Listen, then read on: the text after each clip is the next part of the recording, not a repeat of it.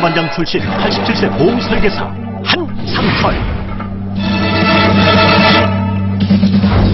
도둑범도 이른 관록의 수사반장.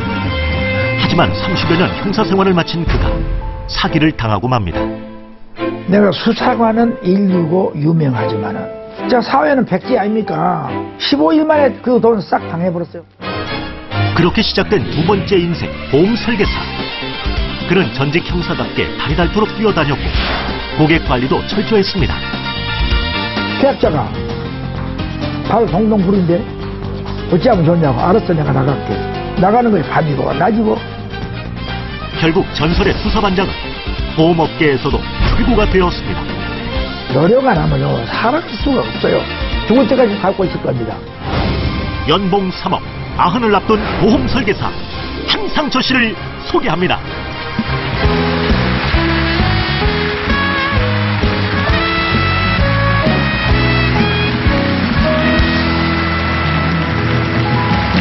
안녕하십니까. 안녕하세요. 만나뵈서 반갑습니다. 반갑습니다. 근데 이렇게 뵙자마자 제가 참 이 외람된 말씀이지만 연세 얘기를 안 할 수가 없는 게요. 올해 87세시거든요. 그러면 이제 정말 조금만 있으면 90이 되시는데, 근데 어쩌면 이렇게 젊으세요. 이렇게 정말 옆에서 뵙기에도 그렇거든요. 건강의 비결은 알려줄 수가 없는 거 아닙니까? 안 알려주시고요. 그러죠. 네. 그럼 다 따라서 오래 살라고요? 그래도 좀 우리도 덤으로 좀 어떻게 좀 하려고. 그러게요. 네. 그래서 지금 그 말씀하려고 나왔습니다, 이제. 네, 알았습니다. 네. 근데 더 재밌는 건 우리 제작진이 이제 찾아뵈려고 갔대요. 갔더니 한 선생님이 하시는 말씀이 내가 당신들이 KBS 직원인지 어떻게 아냐. 믿을 수가 없다. 그래서 PD 그 사원증을 보여드렸더니 그때서 얘기를 하셨다는데 왜 그러셨어요? 왜 이렇게 못 믿으세요? 아니, 세상이 하도 험악하지 않아요. 네. 남의 통장에 돈도 빼가불지요. 그렇죠. 사는 사람 코베 먹을 세상인데. 네네. 생계 모른 처녀가 둘이 와갖고, 이건 물고 저건 물고. 이게 수사반장님을 몰라보고 괜히 그냥 아닙니다. 잘못했어요. 그러니까 그 당연한- 역시 하시는 게 왕년의 명수사반장님 다우세요. 감사합니다. 네, 오늘 강연 주제가 아흔도 젊답니다. 아흔도 젊다. 우리 한 선생님한테 해당되는 말 같아요. 자, 이제 마음 괜찮으시죠? 네. 네, 그러면 지금부터 강연을 부탁드리겠습니다. 박수로 청해 주십시오.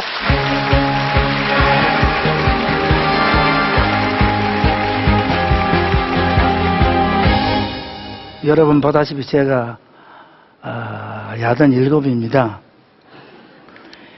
3년 후면 90이 되는데 나이는 젊은 사람들보다 열정적으로 살아야하는데 그 비결이 뭘까 해서 이 자리에 나왔습니다. 여기 계신 여러분 중에 주민등록증 상에 제 나이가 있으면 없을 것 같아요. 절대 없습니다. 여기 오시지도 안 하고 올 힘도 없고. 그래서 여기에 나와서 제가 몇 말씀은 드리려고 합니다. 27살에 형님이 경찰에 있어서 경찰에 들어갔습니다. 그때 57년 되면 우리나라가 가난하게 살 때입니다. 그러면 경찰의 임무는 뭐냐? 24시간 도둑놈 잡는 게 일입니다. 그러면 광주경찰서의 형사가 70명인데 매일 밤에 도둑놈이 다니는 꼴모에 가서 있어야 돼요. 잠복 근무를. 이게 사람 전부 알록달록이라고. 생각해 보세요. 밤에 도둑놈은 언제 옵니까? 형사를 피해서 오지. 옵니까? 오라가면 가불지. 그런데 그때는 통행금지 11시 반 예비 사이렌, 12시 본 사이렌, 4시 해지 사이렌이 있습니다. 그러면 12시 사이렌이 딱 불면은 형사들이 나갑니다. 각자 잠복하는 장소로. 같이 가요. 이제 담배를 피워요. 담배 불은 200m, 3m가 미칩니다. 도둑은 오다 가버리지? 그러면 그 나라 잠복은 꽝 아닙니까? 저는 저대로 개발해서 딴 골목에 가요. 그러면 3시 반이면 어김없이 도둑님이 오십니다. 그럼 잡지요. 잡아가지고 가면은 이제 이 사람도 일찍 들어가 잡으랬으니까 모르죠. 어떻게 잡았냐고. 도둑님 모기를 잡았지 어떻게 잡아. 절대 그건 오늘까지 안 가르쳐줍니다. 그것은 비밀이에요. 그래서 새내기 형사가 한 달에 도둑놈을 36을 잡았어요. 그러니 어쩌겠습니까? 이제 있던 사람들이 날개가 나지요. 앵간히 하라요. 그럼 소동금 잡지 말한 것이냐? 그럼 나를 하나 주로 왜 너를 줘 내가? 그래서 싸움도 많이 했고, 이게 저는 경찰 30년 생활에 유난히 참 그 동료들하고 싸움도 많이 했고, 그리고 퇴직을 했어요. 퇴직금을 저는 일시불을 받았습니다. 그래가지고 사회에 나오니까 안에서는 수사반장 똑똑했는데 나오니까 3일 만에 그 퇴직금을 사기당해버렸어요. 금방 당해버렸습니다. 이게 사회와 직장은 하루가 땅입니다. 유치원생 과자 주고 돈 빼는 거 똑같아요. 절대 못 당합니다. 그 사기꾼한테는요. 그리고 당하고 돈도 없고 나이는 있고 59세인데 이제 내 아는 집안에서 보험회사 상무님이 오셨어요. 와가지고 형님 보험을 한번 해보세요. 어떻게 내가 수사반장을 하겠냐. 성기도 안 좋고 이제 합니다. 형님은 형사질할 때 도둑놈 건수로 소동 10번을 1등을 내가 3회인가 했어요. 1등을. 그러니 보험도 하면 1등이 난다 그거예요. 안 하려면 하면 된다. 자꾸 그냥 3번 권유하길래 해볼까 하고 뭐 직업도 없고 마땅하니 해서 사흘을 공부해서 설계사 시험 합격해서 드디어 했어요. 한 달, 2달에 누가 저한테 보험을 줍니까? 안 주지요. 예, 저는 원래 자동차 운전을 안 합니다. 자가용 시비로 2발로 뜁니다. 그러면 택시를 타지요, 교통수단은. 그러면 탈 때마다 명함을 주고 사고 처리 잘해줄 때가 나한테 보험을 들어라. 그때는 개인 택시도 보험을 받았습니다. 그때는 콜센터가 없어요. 제가 19년간 콜센터를 했습니다. 사고 나면 제가 나가서 사고 처리해주고 택시하고 싸우면 영업과장하고 싸움하려고 경찰하고 하라고 싸움하려고 그러고 하다 보니까 택시 기사들한테 명함을 줘서 지러지러 하니까 사고 처리 잘해준다니 하니까 5개월 되니까 보험이 들어와요. 부지기수로 들어옵니다. 그래서 아 이거 되는구나. 우리나라 IMF가 언제 왔습니까? 97년 하고도 11월 달입니다. 그러면 국가가 부도났지요. 나아가서 기업이 부도났지요. 더 나아가서 개인이 부도났지요. 그러면 온 국민이 열중시합니다. 할 일이 없죠. 부도나누니까. 뭐 국가가 부도났는데 길이 없잖아요.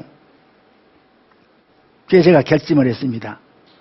속담에 3년 가뭄에 물 고인들은 많이 고이더랍니다. 노력하니까. 그래서 저는 이때도 하고 영업을 했어요. 97년도에. 해서 97년 실적 가지고 98년 4월 24일 날 골드엠바 상을 탔습니다. 네, 그때부터 제가 아 이러면 되는구나. 노력하면 된다 이거입니다. 해서 지키까지 골드엠바 상을 15번을 탔습니다. 그러면 영업사원 2만 명 가운데 불과 기십 명 주는 골드엠바 15년표라고 하면 한 해 빼고 뚝 탔어요. 금년까지 탔습니다. 이 나이에도. 그러니까 여러분 하면 돼요. 안 되는 거 없습니다. 그마나 피나는 노력을 했어요. 하다 보니까 사기꾼을 잡아야 돼요. 보험 사기. 연락이 왔어요.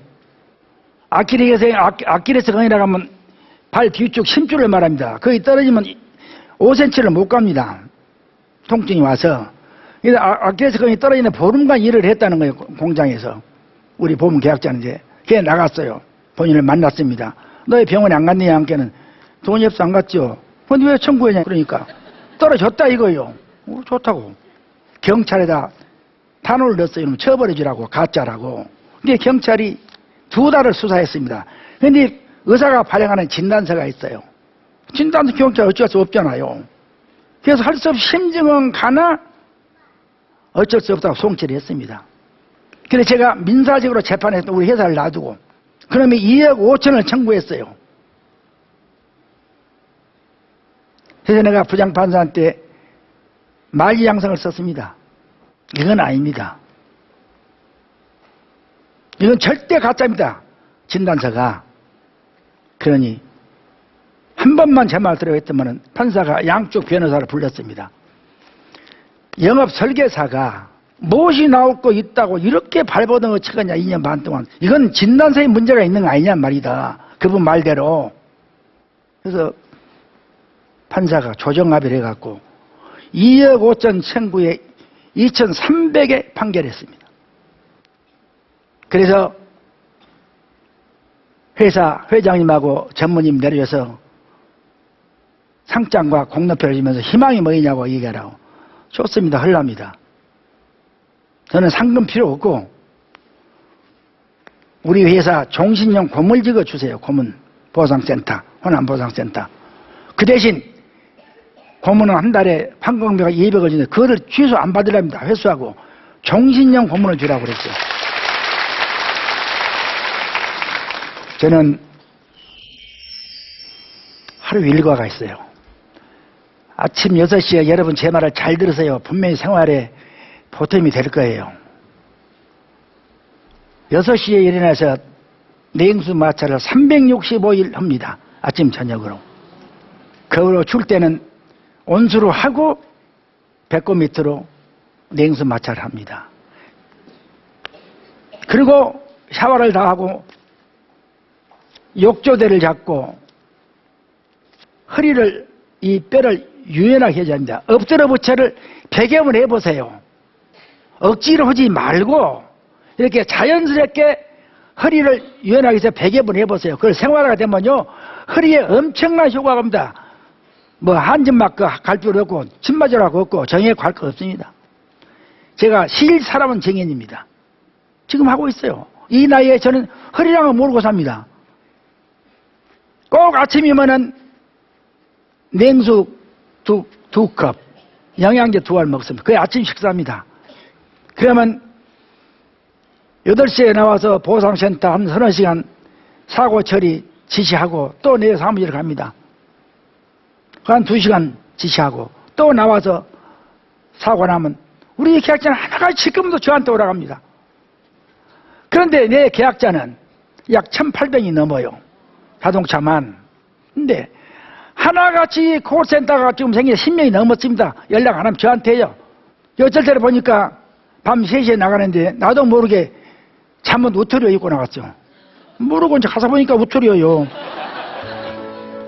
연봉이 3억이 넘으니까.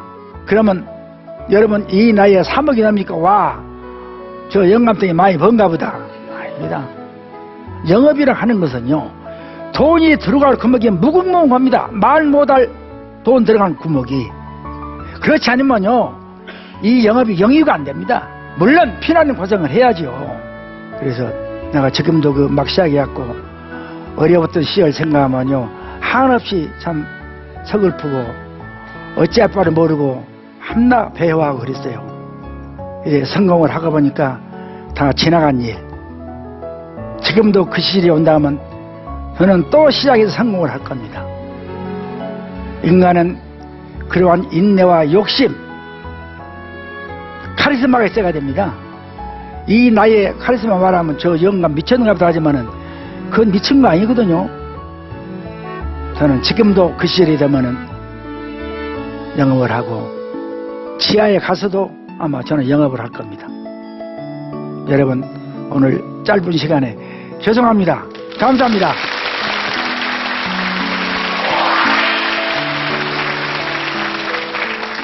오랜 시간 동안 힘드셨죠? 아니요. 네, 아직 악수 안 해도 되는데요. 네, 여기 잠깐. 네. 저 다름이 아니고 후배분들한테 그 어떤 얘기를 그래서 요즘에 자주 하세요? 역시 나이는 숫자에 불과하다. 네. 그런 얘기를 많이 하세요? 네. 나이는 숫자에 불과하다. 네, 네. 그리고 네. 가급적 자가용 11호로 뛰어라. 네, 11호 가니까 두 다리 얘기하죠. 그렇죠. 그게 네, 바로 네. 11호죠. 네, 네, 네, 네. 그건 남바가 없습니다. 그렇죠, 없죠. 예, 네, 그 남바 네. 있으면 안 돼요. 예, 예, 네. 예, 예. 그러니까 하여튼 주민등록상의 나이는 정말 숫자에 불과하고 스스로 내가 몇 살로 살고 있느냐가 중요하다라는 그런 말씀이 되겠습니다. 자, 그렇죠. 이제 우리 공감의견단의 공감 온도를 보도록 하겠습니다. 100분의 공감의견단 버튼 손에 잡으시고요. 자, 버튼 눌러주세요. 자, 우리 한상철 선생님의 아흔도 젊다. 공감 온도는 몇 도? 자, 공감 온도 올라갑니다. 자, 강연을 열심히 하셨는데요. 94도입니다. 잘 들었습니다. 감사합니다. 국내 첫 공립고등학교 외국인 담임 선생님 카를로스 올리베라스. 강연 주제 IM쌤의 공감 온도는 93도. 10년간 가습기 살균제 피해 아들을 키우다 권미애. 강연 주제 사라져서 고마워의 공감 온도는 97도. 수사반장 출신 87세 보험 설계사 한상철. 강연 주제 90도 점대의 공감 온도는 94도였습니다.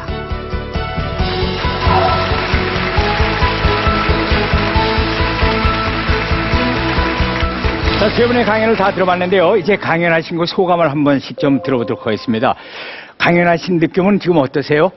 네, 일단 뭐 다른 강연자들의 얘기 들을 수 있어서 네. 되게 좋았고, 네. 네, 우리 애들도 볼 수 있어서 되게 좋았고, 되게 네. 좋은 경험이라고 생각하고 있습니다. 네, 이런 경험은 오늘 처음이시죠? 네, 네. 네, 네. 오늘 어떠셨습니까? 강연하신 소감이 어떠셨어요? 기분 좋았습니다. 아, 그러세요. 그리고 내 옆에 외국인 네, 네, 네. 정말로 예. 이 한국말을 자연스럽게 나보다 잘하네요. 정말이에요. 네, 정말 잘하세요. 아, 예. 정말 고마운 분이에요. 또 마찬가지로 이렇게 훌륭한 일을 하고 계시니까 좋은 일을 하고 계시고 예. 우리로 하여금 젊음을 또 깨우쳐 주신 것 같아요. 수고하셨습니다. 그리고 우리 성준이 어머니께서도 좀 한 말씀 하세요. 강연하신 소감이 어떠셨어요? 제 이야기를 일기장에만 담아두고 있었는데 이렇게 좋은 자리를 만들어주셔서 또 들어주시고 하셔서 너무 감사드립니다. 네, 고맙습니다. 더불어서 이제 오늘이 계기가 돼서 성준이가 더 건강한 아주 어린이가 됐으면 좋겠네요. 이제 봄이라는 계절은 참 짧은 계절이라 워낙 짧으니까 짧은 만큼 우리가 정말 매 순간에 최선을 다해야 할 것 같습니다. 그렇게 되면 우리 모두 행복한 봄을 보낼 수 있지 않을까 생각을 하면서요. 오늘 강연 백두씨는 여기서 여러분께 인사드리겠습니다. 여러분 감사합니다.